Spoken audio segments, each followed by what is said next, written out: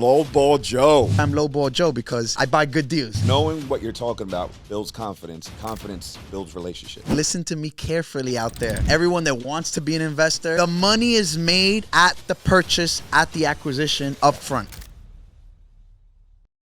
Today, we have a special guest, Joe Cruz, who is a top real estate expert in New York City. He leads the successful Belisario Cruz team, ranked as the #1 team in Brooklyn with over 130 million in transactions last year. Joe's entrepreneurial spirit and passion for business has made him a prominent figure in the New York and New Jersey real estate scene. Joe, how you doing, my brother? What's up? What's up? How's everything, man? Good. Good to have you here. You know, in Jersey, you had to come over the water, but it's all good. I love Jersey. I love Jersey, especially when it's time to like buy something here. Oh, yeah, I know that. But it's cool. Yeah, Joe's actually on the top of my buyers list. He's one of my VIPs that gets that call right away. I'm the VIP. But at the same time, he's a VIP, but I also got a nickname. What's your nickname? Tell him. You tell him. I call him Lowball Joe. There's a reason for that, though. There's a reason for that, Marco. We're starting off swinging today. Yeah, we're swinging right away. I'm going to tell you what's the reason, and listen to me carefully out there. Everyone that is an investor, wants to be an investor, the money is made at the purchase, at the acquisition, up front. If you think that by making the house nicer, making the property, adding this, adding that, you could add some value here and there, but what you purchased that property for, that's where you make the real money. That's where you're going to see it at the end. So don't purchase with emotions. Use your logic and make sure that you're conservative. And that's why I'm Lowball Joe, because I buy good deals. You definitely do. You definitely know how to analyze a deal, which is important. Like what we do, majority is wholesaling. So I really don't trust buyers who don't do what you do, right? That's why a lot of times I don't send ARVs. I like people to do their own due diligence. As far as repairs, I give them an idea and I tell them, look, this is what I think, but everybody has their own numbers. Because, you know, somebody who's just wild like that, at the end of the day, when the deal closes, they're going to blame you. When the reality is they should have done their due diligence, right? Or they get cold feet after they're in contract and they talk to someone who actually knows what they're doing. All the time people come to me, I'm like, oh, I'm about to buy this property. And then they send it to me. I'm like, they text me and I call them up and I'm like, how are you making money on this? Yeah. But yeah, so that's what happens, man. No, yeah, absolutely. So we got some questions. I want to get into it because we started with other stuff. We started swinging, but I'm excited. All right, great, bro. So what was your life before real estate? I was in diapers. Literally, right? I still almost. I was in high school. I was a 17-year-old kid, and I just wanted to work. And in school, I had a teacher, and he was like, "You're good at selling and convincing people." So I looked into that, and I liked real estate. I was reading up on it back then, and I just took my real estate salesperson course. And I was actually past that course before I was legally able to get my license at 18.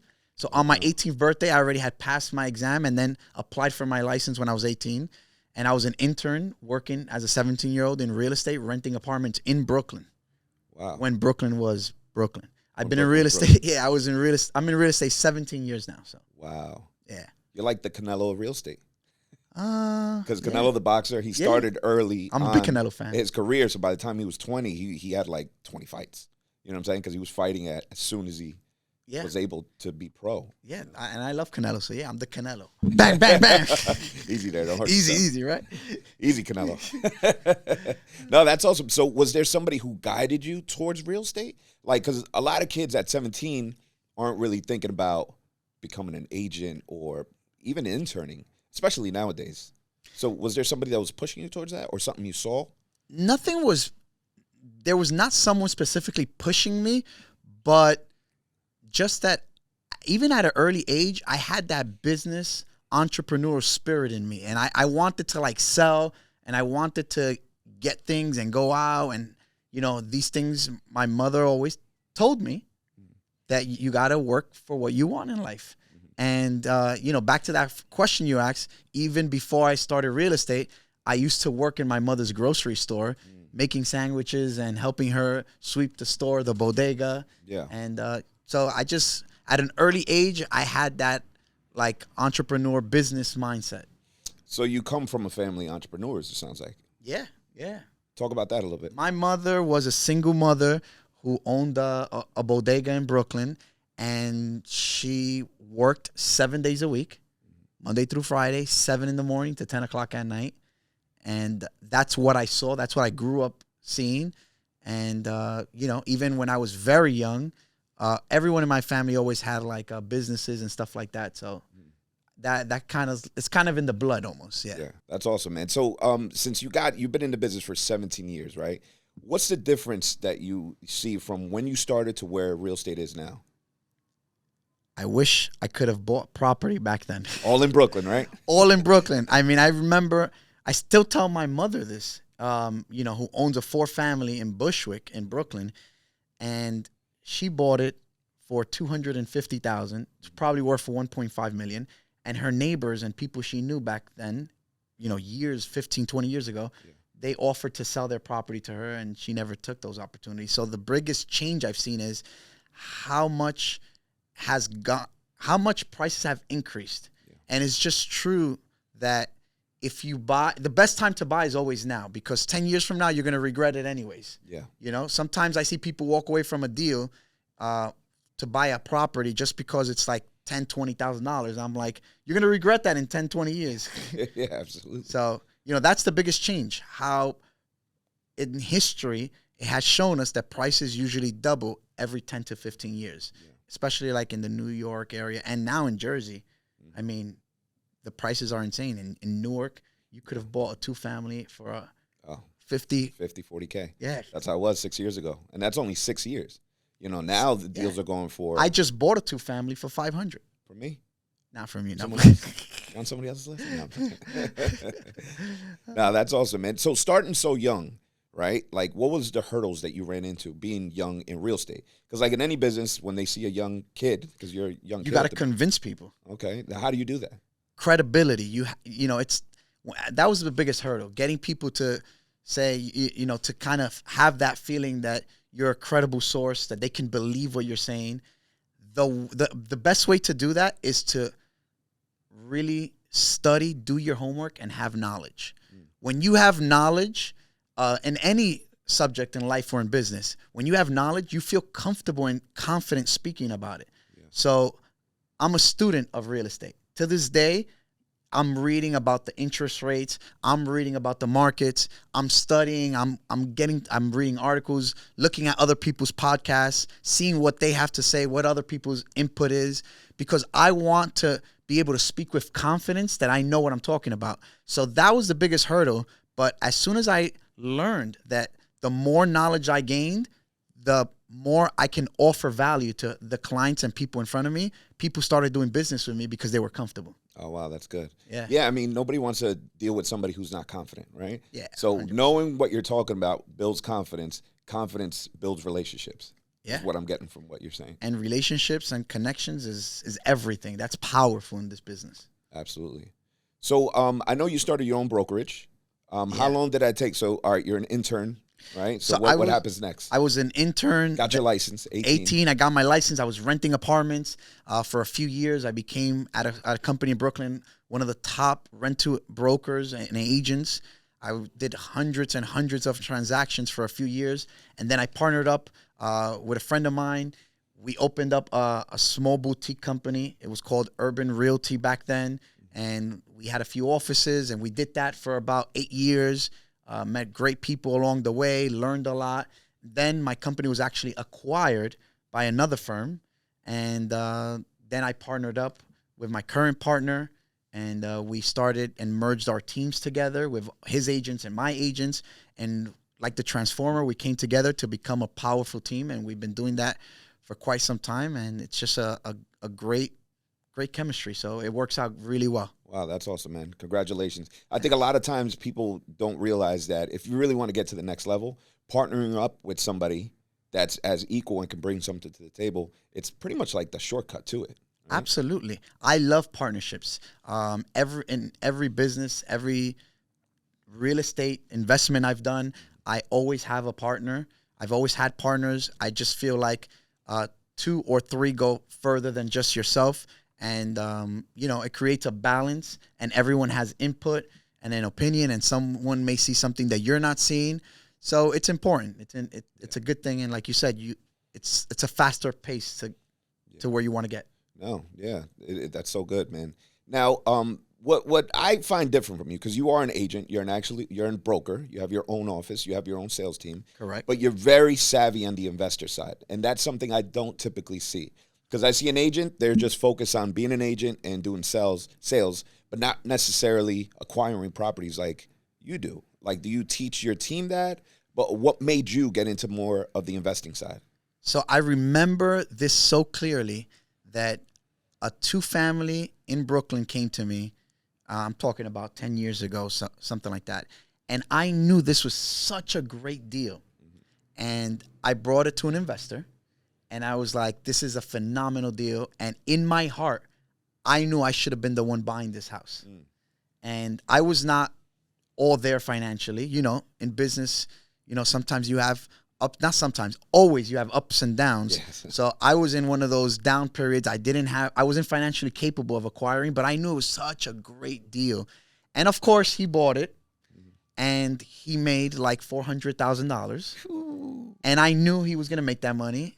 And whatever, I made a commission, you know, whatever it was, 40,000. Yeah. I don't remember the exact number. But I said to myself, next time an opportunity like this becomes available, I must be the one buying it. I got to be the one making that $400,000 instead of just a commission as an agent. And I preach that to the agents that work with me. And we actually, when I say we, my partner Lou and I, we actually tell our agents that if they bring us a deal, we'll partner up with them. We'll make them a partner. We'll teach them, and we'll have them be real estate investors with us. Yeah. So bring a deal and let's talk about it. Yeah. I always tell them that. No, that's so important, man. Because I mean, building. What's interesting? You said you weren't financially ready, and I think a lot of people like they want to run before you got to crawl before you walk, right? Yeah. Because you do have to have the right mindset before you acquire properties. You know, so you build up your cash, and then once you have the right lenders and everything in place, then you could start acquiring. Would you recommend focusing on that first, then, or going straight into investing and buying? No, I think that preparation is key. Okay. You know, I'm a big believer that God's timing is perfect. And sometimes we become frustrated when we're not ready to do something. You know, personally, right now, today, I would love to build a 100-unit building. Yeah. Am I prepared to do so today? No. But one day I will be. So the same with any person that maybe you're not ready to acquire even a $100,000 property. But if you know where you want to go and you create a plan and you have action steps that you need to take there, then you do the right things to put you on path. Yeah. You know, that's what it's all about. Knowing what you want and what your goal is and just going after it. And it takes time. It's not like overnight. Nothing is, right? No. And that's the problem with like the new generation and just people that get into the business in general. They think everything's just going to happen overnight, and it's just not the way it works, right? Not at all. Not at all. There's a lot of long days, long nights, sleepless nights, you know, cell phone bills that you can't pay sometimes. These things happen. It's life. And you just have to go through the journey, enjoy the journey. But, you know, I said something this morning to my team, and I'll say it here again. You can't fool the hustle. You got to put in the work. Yeah. You got to put in the work. Yeah. So. That's good. We're going to cut that part off right there and use it. That's going to go viral. I'm calling it. No, that's good, man. So as far as like your investing side, what was the first deal that you did in investment that pretty much gave you the proof of concept? Like, I know what I'm talking about. I know what I'm doing on the investing side. It was not just the agent side. It wasn't my first deal. So my first deal and my second deal and my third deal, I lost money in all three. Were they flips? No. So the first one, I bought a property in Florida. That was my first investment deal. I bought it in an auction, and I didn't run the proper comps, and therefore I had to sell it at a loss. It was a small loss, but it was a loss. My second deal was 2 condos in one complex as well, outside of New York. And that's when I said to myself after that, I was like, you know what? I got to come to New York where I know, because I also didn't account for certain things and the proper title searches. And it had some liens that came up afterwards. Yeah. And I ended up breaking even on one and losing on another. But breaking even and not losing money, you still lose because you lose your time that you invested into it, right? Yeah. So those first 3 deals, I lost money, but that's what I paid for my education. So that was not a loss. That was an investment I made. Yeah. And then that's when I started focusing in New York. And I just started to become slowly prepared to do these transactions financially. And I didn't jump right into it right away. I actually then brought deals to investors that I brokered out and sold to them. And I guided them. And then I got confident that, you know what? I could do this because I'm actually telling this investor that I'm selling the property to everything that he has to do step by step. He's doing it and he's successful. I sold him the property. He renovated it. Then I sold it when it was ready to be resold. Mm-hmm. And I got confident that way. Mm-hmm. So it takes time. Real estate is not fast. It takes time. Yeah. And you actually went to the school of hard knocks to learn that lesson. Yeah. But that's the best way to learn, man. You got to get your hands dirty. I say it all the time. You know, you might not make money the first one, second one. In your case, was the third or fourth? Fourth one was the one I made. Was it the one that you did? Was that a flip? Yes, that was a flip. Okay. Started making money right there. How much did you make on it? That deal, I made about $125,000. Nice on your first sell. Yeah. That was a good one. Yeah, awesome. That was a good one, yeah. So how many years after you were an agent, so 18, you start working, your brokerage, when did you get into the investing side of things? Like, I was 26. 26 when you got your first investment property or your first flip? My first investment property, and that was the one I lost money on. Okay, yeah. Gotcha. And then it took a few years after that to kind of get going. Yeah, so from 18 to about 26 is where you got your first investment, where you started learning and you felt like you had enough knowledge to step forward. That's right. Yeah. See, it took time. It took time to learn the business, right? It could take a decade, and that's okay. That's okay. Everyone's time comes when they're ready. If you're looking to dive into the world of real estate, we have the perfect tools and resources just for you. Our carefully selected top secret document library is packed with proven documents to streamline your transactions and help you navigate the real estate market with confidence. Additionally, we offer a comprehensive wholesale 101 masterclass designed specifically for beginners. In this course, you'll learn everything you need to know about finding affordable properties, negotiating lucrative deals, and building a network of eager buyers. We're here to empower you with the knowledge and skills necessary to flourish in the real estate industry. But that's not all. The Real Estate Investor Secret Vault is your gateway to unlimited success. Our marketing matrix and calculators will assist you in making informed decisions, ensuring maximum profits effortlessly. So don't miss out on this incredible opportunity to kickstart your real estate journey. Join us today and unlock the secrets that will propel your real estate career to new heights. Log on to investorsvault.club and get started now. Now let's get back to our program. So somebody new in the game, somebody who's just turned 18, got their real estate license. What's some advice that you would give them to help them grow in the real estate industry? Be okay with rejection. Real estate is all about no's because that's the most thing you're going to hear. If you're a real estate agent and you're calling expired listings, you're calling for sale by owners. If you're a wholesaler and you're calling potential sellers, all you're going to hear is no, not interested, or click, or, they even tell you to go F yourself. A lot. But you have to be okay with rejection. Yeah. It's a numbers game, No, but once you get that yes, you get paid, and it's all worth it. So don't get emotional about all the no's. That's my biggest advice. Be okay with rejection. And you know what? I use it as a motivation. I'm like, oh, this person said no. This person didn't give me a listing. This person is not okay with doing business with me. Well, that just means I'm a step closer to the person that is. Yeah. Yeah, that's good. Now, how do you teach your team or coach your team how to have that thick skin in those situations? Yeah, so we have weekly meetings with them every Monday. We have the rah meetings. We pump them up, and we do trainings. We bring people from outside of we bring attorneys, mortgage bankers, industry experts, so that we can give them knowledge. Because remember, knowledge gives you confidence, and confidence brings results because you have that energy and that vibe to you that people want to do business with. Yeah. So we give them knowledge, we pump them up, we motivate them, and we make sure that they're informed on the market. And that's how basically we make them, not we don't make them, but we encourage them to be successful. And they are. No, yeah. I was talking to an agent, and he was like kind of complaining. He's like, yeah, you know, it's I guess it wasn't what he expected, like most agents, right? And he's like, yeah. I'm like, you know, what do you do? I'm like, I'm constantly learning. I'm constantly investing in coaching. I'm constantly turning to somebody who knows how to do it and being open to admit that I don't know anything about this. Can you teach me?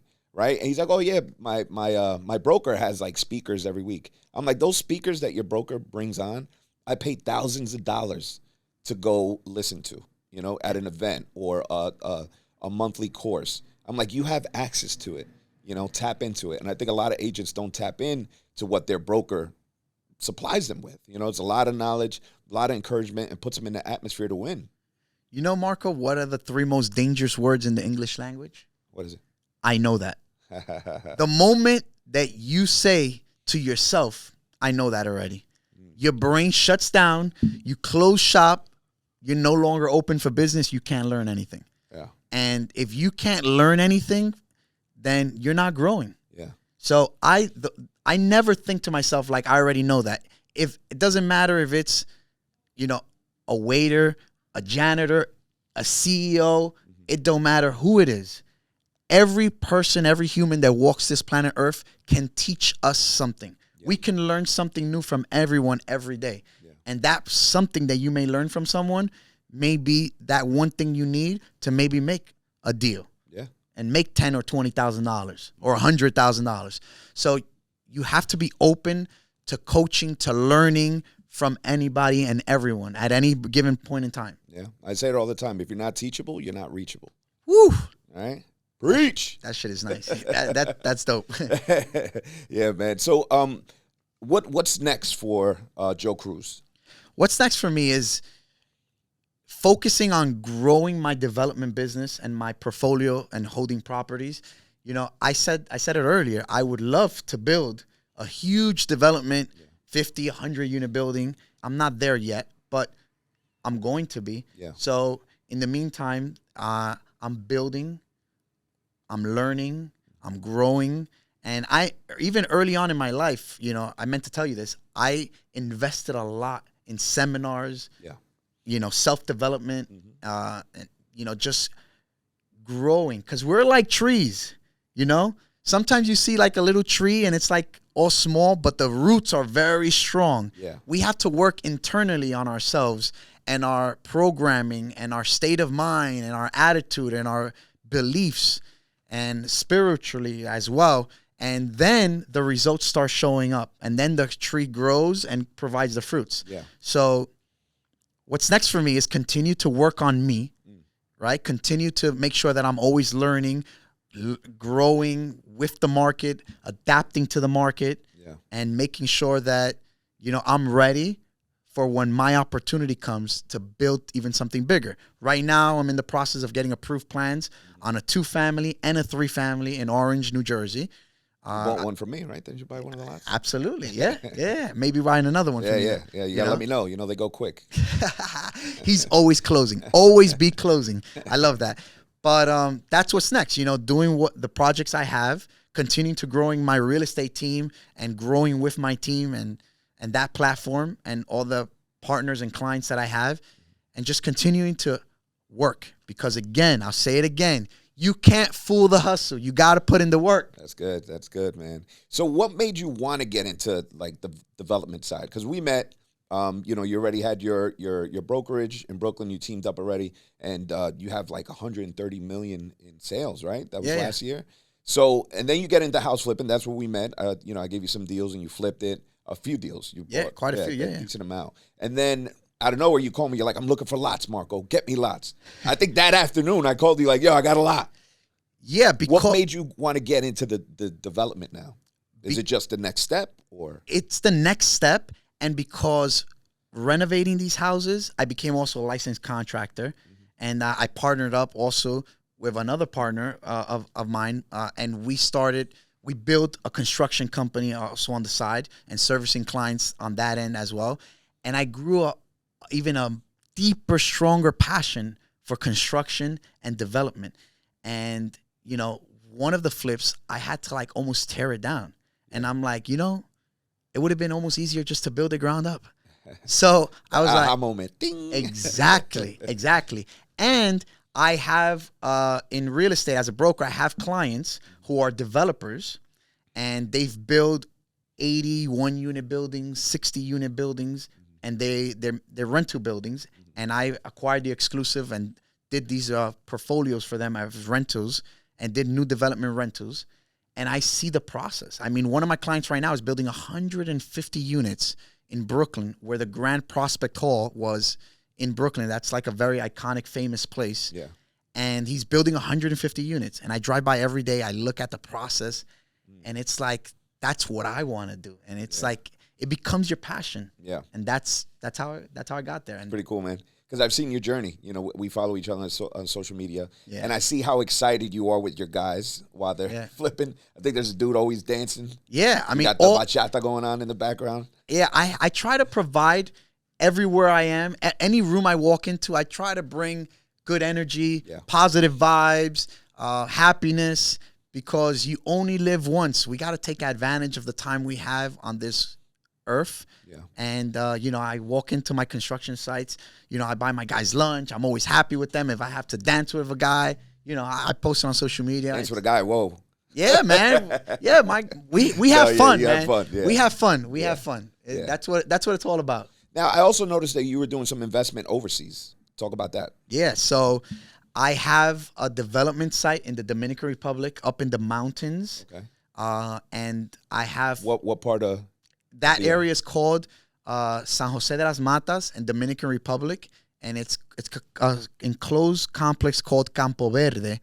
And I have 6 lots that I acquired about 2 years ago, which already have taken like a 30% increase in value because there's tons of construction in that area. Yeah.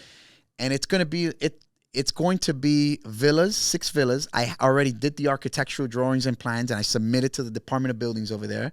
So that's in the works, and that's a development plan that I have over there because I believe in that area, and I believe that over there's a great opportunity because people love buying investment property, especially for Airbnb and things like that. Yeah, absolutely. Now, is that the exit strategy? You're going to hold them, or you're going to develop it and sell it? I'm going to develop and sell them. Okay, you're not going to keep one for yourself? I don't know yet. Take your guys over there, you know? Yeah. The crew, the DR? That's a good idea, but maybe I'll sell you one and I'll Airbnb it from you. But now we're talking. I could show you how to do it. Yeah, no, but I definitely may keep one. But the right now the plan is to sell the project out. Yeah. Good. That's good, man. So name 3 people that have been inspirational in your life. You got me there. Well, the first one is God. Not really a person, but you know, God. Because God's timing is perfect. It's like any time in my life that I've been in a messed up situation or against a wall, it's like something happens and I get out of that situation. And I just feel like I'm blessed. So God is one, right? My mother is another because my mother has really worked her rear end to make sure that I grew up, and she was a single mother, as a good human. Just with, you know, the money doesn't matter. That means nothing. But, you know, having good values, good work ethic, and, you know, she worked her ass off so that I could be a good person. And I think she was successful at that. And then number 3 would be my wife and kids. I'll package them up together because they're my inspiration. And that's who I wake up for every morning to work hard for my family. Yeah. So, yeah, that's, and everyone needs a why. And those are my whys. Yeah. Yeah, the why is so important, right? It's what gets you up in the morning. those days where you don't feel like doing it, your back hurts, you're discouraged, you lost money on a flip. Yeah. Your why, you remind yourself of your why, and that's what's going to keep you trucking. Yeah. Right? Sometimes you can't sell a flip because everyone on social media wants to paint a great picture. How, I got this house, I renovated, I'm going to flip it, I'm going to make all this money, I'm a millionaire. Ha, ha, ha. Look at my Rolex watch, right? Sometimes you do everything right. And currently, I have 2 properties like this that are on the market. I'm having a difficult time getting rid of them, not because they're not great properties or great opportunities. They are phenomenal, but the rates just took a hike up, and things happen. Yeah. But what did I say? You make the money at the acquisition. Yes. I bought them for the right price, so I'm still in the driver's seat, and I'm still good. Yeah, it's good. A lot of people don't factor that in. Holding costs. Know your holding costs, because if it doesn't sell, you're going to fix the property. Let's say it takes four months. And then the process to sell, you got to list it. You got to pay. Those while it's sitting there, you got to pay for it. So even renovation costs. Yeah. You can do line item by line item and say, you know what, renovation is going to be $100,000. Go ahead, add yourself 10 to 15% on top of that, because once you start breaking walls, things come up. Yeah, you're going to find stuff. Yeah. Yeah, surprise. Another 10 G's. Exactly.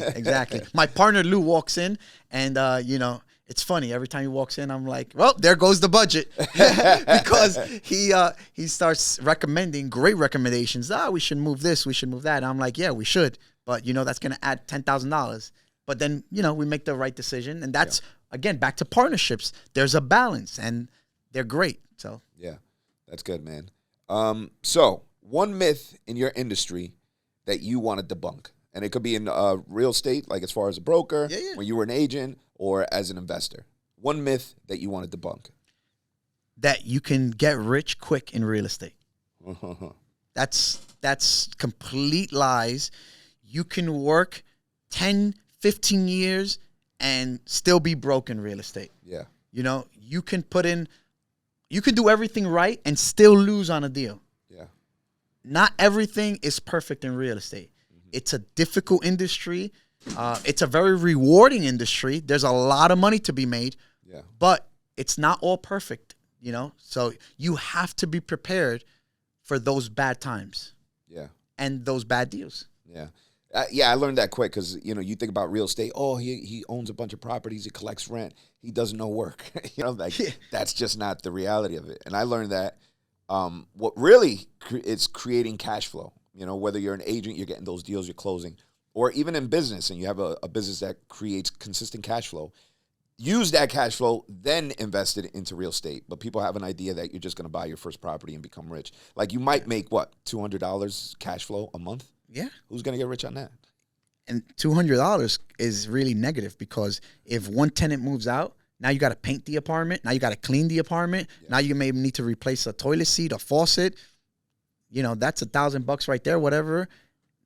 Now you need to go 4 months, 5 months in order to break even again. Yeah. And if the apartment is vacant for a month and you lost rent, now you're in the negative. Yeah. Yeah, man. Those are gems right there. That's why you see people running to change toilet seats themselves, because every dollar counts. Every dollar counts. Every dollar counts. That's good, man. So why don't you share with our audience where they can follow you, your social media platforms, and everything else? Yeah, no. I'm on Instagram, superjoe_1. You could always call me directly or text me, 917-459-7681. I'm an open book. I'm always willing to talk to anyone. And, that's what it's all about. Yeah, just don't send them DMs calling them Lowball Joe, okay? That's only I could do that. Oh, man. Joe, thank you for coming, man. Thank you for dropping some gems and the wisdom that you bring. I'm happy for you, your success, your family, and everything that you're doing. So I pray that God will continue to bless you in your journey, my brother. Thank you, Marco. Thank you for inviting me. This was fun. This was amazing. Keep sending me deals only to me. And then if I don't want them, send them to the other people. And same to you and your family. God bless you. And thank you. Thank you so much. All right. Awesome.